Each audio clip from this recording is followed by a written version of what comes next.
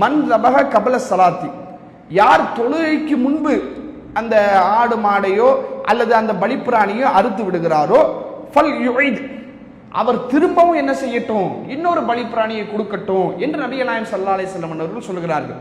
இப்ப தொழுகைக்கு முன்னாடி ஒருத்தர் அறுத்துட்டாரு, ஆனா ரசூலுல்லாஹி சரி தொழுகைக்கு முன்னாடி அறுத்துட்டீங்க, தெரியாம செஞ்சிட்டீங்க, அதனால பிரச்சனை இல்லை அப்படி சொல்லல. தொழுகைக்கு முன்னாடி அறுத்துட்டா தொழுத பிறகு மறுபடியும் நீ என்ன செய்ய, ஒரு பிராணியை நீ கொடுத்தாகணும்.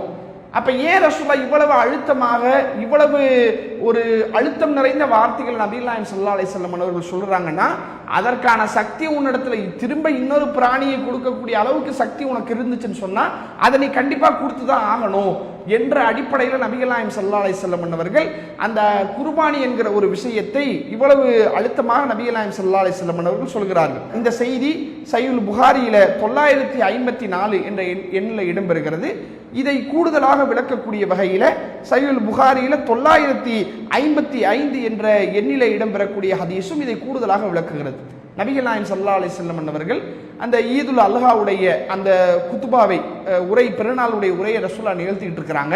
அப்ப ரசூலா சொல்றாங்க, மன் சல்ல சலாத்தனா, யார் நம்முடைய தொழுகையிலே நிறைவேற்றி, ஒன் அசக்க நுசுக்கனா, நம்முடைய அறுத்து பலியிடுதலை போல நாம் குர்பானி கொடுப்பதை போல யார் குர்பானி கொடுக்கிறாரோ ஃபக்கத அசாப நுசுக்க, அவர் அந்த குர்பானியினுடைய அந்த காரியத்தை, அந்த கிரியையை அவர் அடைந்து விட்டார். ஒமன் நசக்க கபல சலாத்தி, யார் தொழுகைக்கு முன்னால் அறுத்து பலியிடுகிறாரோ ஃபஇன்னஹு கபல சலாத்தி, அவர் செய்தது தொழுகைக்கு முன்னாடி தான். தொழுகைக்கு முன்னாடினா அது அவருக்காக செஞ்சது. ஏற்கனவே ஒரு ஹதீஸ் பார்த்தோம்ல, அது அவருக்காக செய்தது தான். வலா நுசுக்கலஹு, அவர் என்ன செஞ்சமாற குர்பானி கொடுத்தவராக ஆக மாட்டார் அப்படின்னு ரசூலுல்லாஹ் சொல்றாங்க. அப்போ ஒரு நபித்தோழர் கேட்கிறாரு, அல்லாஹ்வுடைய தூதரே, என்னுடைய குடும்பத்தில் நான் என்னுடைய ஆட்டை முதலாவதா அறுக்கணும்னு சொல்லி ஆசைப்பட்டு நான் அறுத்துட்டேன், இப்போ நான் என்ன செய்ய அப்படின்னு ரசூலுல்லாஹ் இடத்துல கேட்குறாங்க. அப்போ ரசூலுல்லாஹ் பார்க்குறாங்க, வேற ஏதாவது ஆடு இருக்குதா? இருக்கு அல்லாஹ்வுடைய தூதரே, ஆனால் அந்த ஆடு ஒரு வயசு பூர்த்தியான ஆடா இல்லை, ஒரு 6 மாதம் பூர்த்தியான ஆடா தான் இருக்குது. இப்போ என்ன செய்ய அப்படிங்கிறாங்க. பரவாயில்ல, அதை நீ அறுத்துரு, பரவாயில்லப்பா விட்டுருப்பா, அடுத்த வருஷத்துலேருந்து சரி பண்ணிக்க அப்படி சொல்லலை, பரவாயில்ல அதை நீ அறுத்துரு.